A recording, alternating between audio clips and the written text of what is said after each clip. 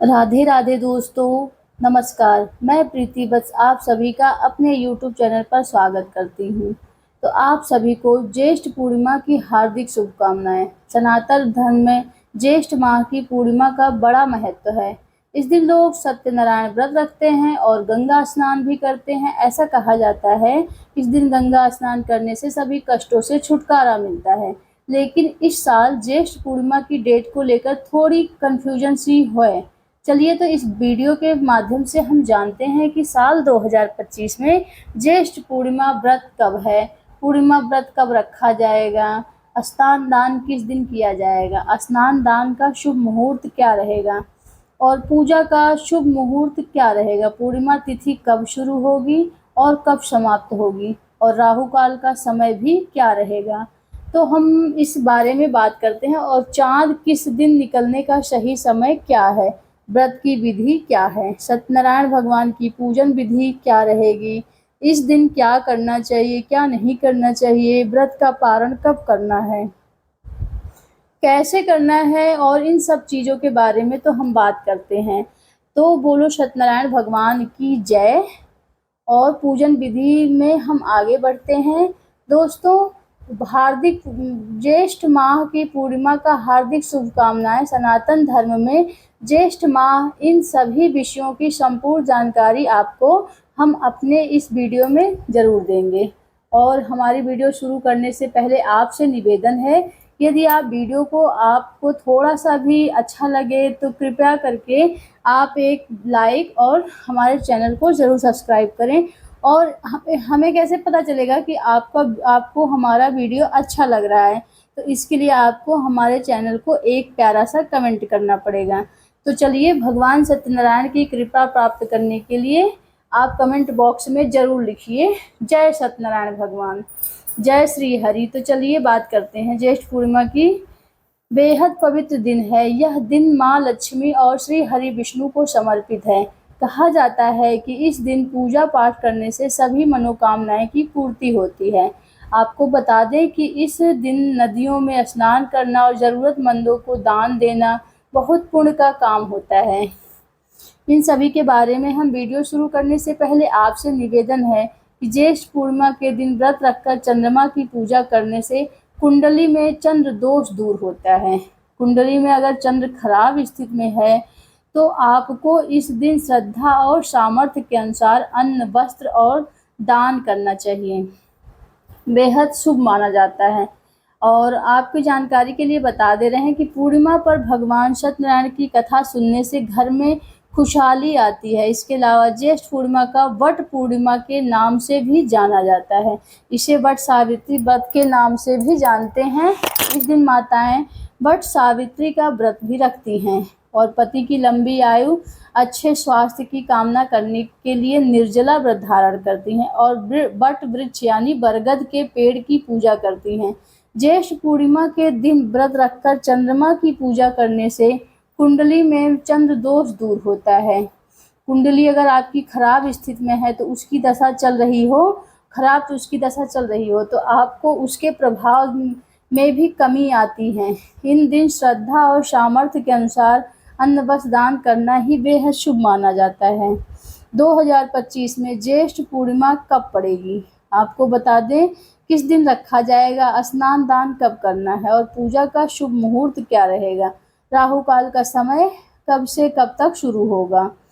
तो ज्येष्ठ माह की पूर्णिमा की तिथि की शुरुआत 10 जून 2025 की सुबह यानी कि 11:35 पर होगी और पूर्णिमा तिथि की समाप्ति यानी कि 11 जून 2025 की दोपहर 1:13 पर हो जाएगी। तो इस हिसाब से इस साल ज्येष्ठ पूर्णिमा का व्रत यानी कि 10 जून 2025 दिन मंगलवार को रखा जाएगा और इसी दिन वट पूर्णिमा का व्रत भी रखा जाएगा।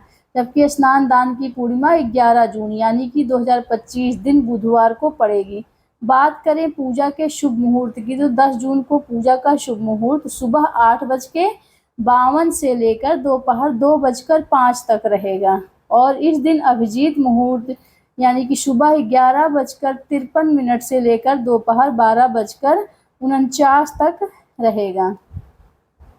इस दिन सूर्योदय का समय बहुत सुबह यानी कि 5:23 पर रहेगा। दोस्तों, आप राहु काल के समय भूल कर भी पूजा पाठ ना करें।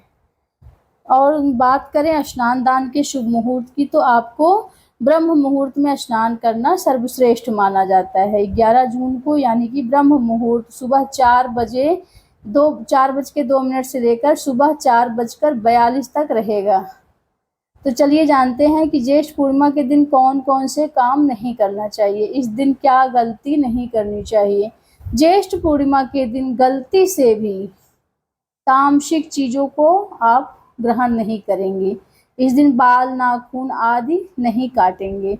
इस दिन किसी से वाद विवाद, झगड़ा, लड़ाई, क्लेश, अपशब्द या किसी को मारना पीटना, जुआ, शराब, नशा आदि इस बात का विशेष ध्यान रखें। इस दिन काले कपड़े पहनने से भी बचें, क्योंकि जो काला कपड़ा होता है वो नकारात्मक ऊर्जा को आकर्षित करता है, जो आपके जीवन, काम या व्यापार पर असर डाल सकता है। दान और पूजा करते समय काले सामान का उपयोग भी ना करें, क्योंकि यह चंद्रमा की स्थिति को कमज़ोर कर सकता है और राहु के नकारात्मक प्रभाव को बढ़ा सकता है। तो दोस्तों, पूर्णिमा के दिन 2 तरह से व्रत किया जाता है। कुछ लोग पूर्णिमा का व्रत करते हैं और सारा दिन व्रत करने के बाद चंद्रमा को अर्घ व पूजा के बाद व्रत खोल लेते हैं। और कुछ लोग पूर्णिमा के दिन भगवान सत्यनारायण पर नियमित व्रत रखते हैं, पूजन करते हैं। भगवान सत्यनारायण के व्रत में सुबह स्नान आदि करने के बाद भगवान सत्यनारायण का पूजन किया जाता है।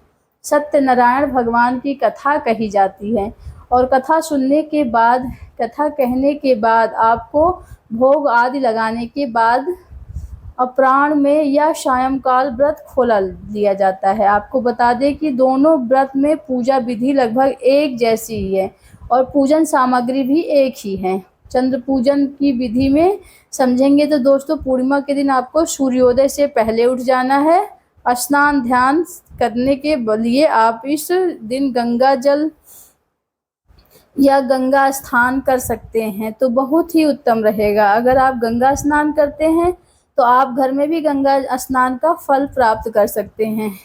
आप पहले नहाने वाली बाल्टी को अच्छे से साफ सुथरा कर लें और उसमें थोड़ा सा गंगा जल डालें। उसके बाद उसमें शुद्ध जल भर लीजिए, गंगा स्नान का फल प्राप्त होगा। दोस्तों, पूर्णिमा के दिन 2 तरह से व्रत किया जाता है।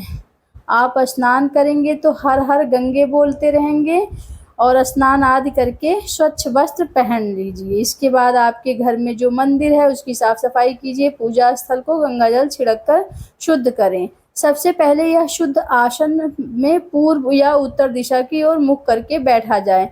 सभी पूजन सामग्री एकत्र कर लें। अब पूजन सामग्री में आपको क्या क्या चाहिए यह जान लेते हैं। जिसमें रोली, मौली, अक्षत, सुपारी, पान, धूप, दीप, इलायची, जनेऊ, फूल, माला, नैवेद्य, फल, मिठाई आदि ले दक्षिणा भी शामिल कर लेते हैं। तो हमें आवश्यकता रहेगी 1 लोटा। लोटे में पहले थोड़ा सा गंगा जल भरिएगा और उसके बाद उसमें शुद्ध जल लगाकर बैठ जाइए। अब एक लकड़ी की चौकी या पटरा रख लीजिए, उसमें पीला कपड़ा बिछाकर भगवान को स्थान दें। जो लोग भगवान सत्यनारायण का पूजन कर रहे हैं वह भगवान सत्यनारायण की तस्वीर रखें, या जो चंद्रमा व्रत करते हैं उन्हें भी भगवान सत्यनारायण या लक्ष्मी नारायण का पूजन करना चाहिए, तो उनकी मूर्ति या फोटो स्थापित करें। जब आप स्नान करेंगे तो हर हर गंगे बोलते हुए स्नान करना। अब आप सबसे पहले व्रत और पूजन का संकल्प लें। इसके लिए आपने सीधे हाथ में थोड़ा सा जल, पुष्प, अक्षत और सिक्का ले लें और भगवान सत्यनारायण को ध्यान करके अपना नाम, अपना गोत्र, जिस स्थान पर बैठकर आप पूजा कर रहे हैं संकल्प कर लीजिए। वहाँ का मकान नंबर, शहर का नाम, ये सारी चीज़ें भगवान से व्रत और पूजन निर्मित पूर्ण हो उसके लिए प्रार्थना करें। सुख समृद्धि की कामना करें। कोई भी कामना हो आप उसमें बोल सकते हैं। अब संकल्प भी सामग्री भगवान के चरणों में अर्पित कर दीजिए। इस प्रकार से आपको संकल्प करना है। संकल्प करने के बाद अब पूजन आरंभ करें। सर्वप्रथम गणेश जी का ध्यान रखें और पूजा शुरू करें। अब सत्यनारायण भगवान का ध्यान कीजिए, स्मरण कीजिए, उनसे निवेदन कीजिए कि हे प्रभु, आप आए, यहाँ विराजमान हो और पूजा को स्वीकार करें। सबसे पहले सत्यनारायण भगवान को जल अर्पित करेंगे। इसके बाद पंचामृत से सत्यनारायण भगवान को स्नान कराएंगे। आप पंचामृत में कच्चा दूध, दही, घी, शहद, शक्कर आदि शामिल करें। और यदि आपके पास भगवान की धातु की मूर्ति हो, आप पंचामृत से सीधे स्नान कराएं। यदि तस्वीर है तो एक फूल पंचामृत से स्नान करने के बाद पुनः शुद्ध जल से स्नान कराएं, यानी कि शुद्ध जल को अर्पित कर दीजिए। अब भगवान को वस्त्र के रूप में मौली का टुकड़ा अर्पित कीजिए और भगवान को यज्ञोपवीत यानी कि जनेऊ अर्पित करेंगे। जनेऊ पर पहले रोली लगाकर तिलक कर लीजिए। इसके बाद शुद्ध घी का दीपक जलाएं, धूप जलाएं और पुष्प रुई में थोड़ा सा इत्र लगाकर भगवान को अर्पित करें। इसके बाद रोली या चंदन का तिलक लगाएं, अक्षत अर्पित करें और भगवान को पुष्पमाला चढ़ाएं। अब भगवान को हाथ से दीप दिखाएं।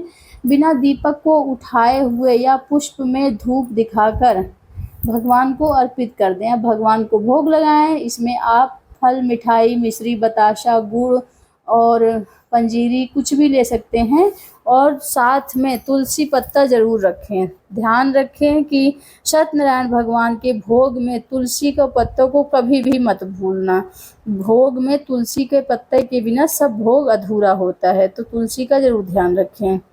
और इसके बाद जल का आचमन करें। इसके बाद भगवान को तांबूल यानी कि पान के पत्ते पर 2 लौंग, 1 इलायची, 1 सुपारी रखकर पूजा में कोई चूक हो ना करें। अपने मन की इच्छा को भी बोले। इसके बाद भगवान सत्यनारायण की कथा पढ़ें या सुनें। इसके बाद हो सके तो छोटा सा हवन करें। अब आप भगवान की आरती करके विधिवत पूजा संपन्न करें। इसके बाद सभी लोगों में प्रसाद का वितरण करें। इसके बाद स्वयं प्रसाद ग्रहण करें और आप भोजन कर सकते हैं। बस ध्यान रखें कि जब आपको व्रत खोलना है तो सबसे पहले प्रसाद ग्रहण करें, फिर भोजन करें। आपको बताएं कि व्रत कब करना है, पूजा का शुभ मुहूर्त क्या रहेगा। उससे पहले बात कर लेते हैं चंद्र अर्घ व चंद्र पूजन की। शाम को अब जब चंद्रमा उदय हो तो आपको चंद्रमा को अर्घ भी देना है। इससे आपकी सारी पूजा संपन्न हो जाती है और व्रत खोल सकते हैं। तो इस तरीके से आप सत्यनारायण भगवान की पूजा कर सकते हैं। आपको मेरी जानकारी अच्छी लगी हो तो ज़रूर से ज़रूर लाइक, सब्सक्राइब ज़रूर करें और प्यारा सा कमेंट ज़रूर करें। धन्यवाद।